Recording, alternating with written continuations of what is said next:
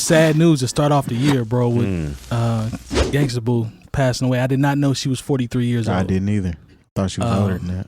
So when it makes me go back to think, she was, what, 17 with them? 17 or 18 when they first... Okay, because late night... Am I tripping? Okay, I'm 45. Late night tip, I had to be about 2021. This is 97, 98. So yeah, before that came out like, well, even the stuff they did like back in 96. Yeah. So he's about 17. Because Paul and them approaching 50, right? Maybe not quite there. Yeah, so I'm thinking she's a couple years younger than me. Mm-hmm. So yeah, at that time, 16, 17. She was a youngster.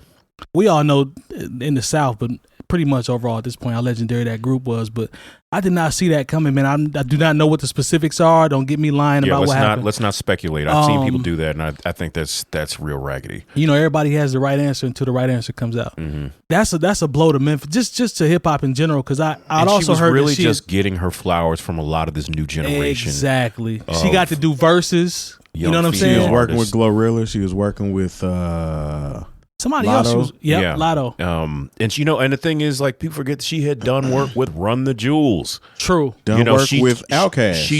She toured with them. Like, shout out to my man Trackstar, the DJ. 𝗏𝗏 even. I don't know if did you see 𝗏? Shouts to 𝗏𝗏 from St. Louis. Yeah. But he literally just posted a big long thread of his relationship, like friendly relationship with her, and how great of a person she was. Like Gangsta Boo has always had a lot of love in St. Louis. Because St. Louis and Memphis, we like cousins for real. I could see that. And like, she had been doing little stuff with artists going back years, always coming through and showing love. And when people you find out like they're actually genuine cool people. You've never heard anybody say, Gangsta Boo wasn't cool when she came through. Like, I've never heard anyone who's had an interaction with Gangsta Boo say anything like, oh, she was Hollywood, or she thought she was this, she thought she was that.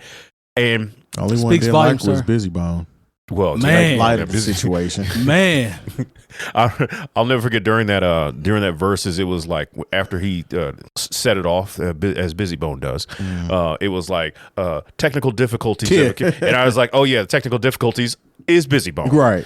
But she had just like you said, started to receive those actual legendary flowers. She had just started to get those. And the thing is with Gangsta Boo, where I can't help but be she rapped with dudes all the time. True. Yeah. And so that was her lane. She couldn't be on, like, because if you look at this new generation of rappers who happen to be women, right? I because female rappers, that can be reductive, and I don't want to do that just because that's what people do. They tend to collaborate with other singers or other female rappers because they're on the same. Just women. Yeah, just women. Yeah. They tend to collaborate, which is good, which is something we didn't get for a long time.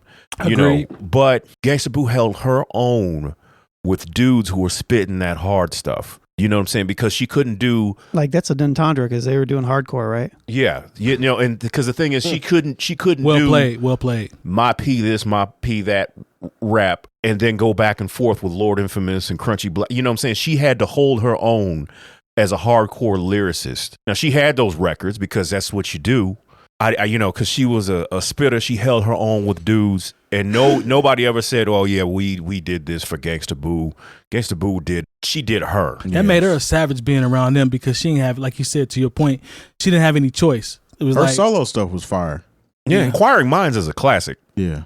I don't, I'm saying, and once again, that might be the St. Louis because it was. No, it was popping off here. Yeah. So, as far as an artist and somebody it had an enduring legacy, it was able to take that legacy into a new generation and not really miss a step. Like I said, for her to work with 3 6 Mafia, Run the Jewels, then be Outkast, and then still be able to get the respect and the love and start collaborating with these new artists in 2022, 2023 now, because the stuff is still coming out. Much love and respect to Gangsta Boo. Condolences to her family, man, and it's sad, once it's when you see 43 and me being 45, you're like, you just never know the day, the time, and the hour. When I see artists that pass away, just in general, but especially as it relates to her, the first thing I think about was the paperwork straight? Because she's got verses that are going to come out. She's got features that are going to come out will those funds be allocated the correct way? No, You know what I'm probably saying? not. You sound like Skip. Did I? That's not Skip. That was a Skip Bayless comment. I'm just curious, bro. Like, I mean, I can dig it. It'd be so many rappers that lead their families with anything. Takeoff didn't have a will. See, because I just think nobody thinks, oh, I need to make a will. You get all this money, you wind up doing all these things, and no one pulls you to the side and say, hey, we want to keep, in case of your untimely demise, right. We want to keep your assets from going into probate. So let's go ahead You know and who sit had down. insurance though, honey? The record label. You don't say.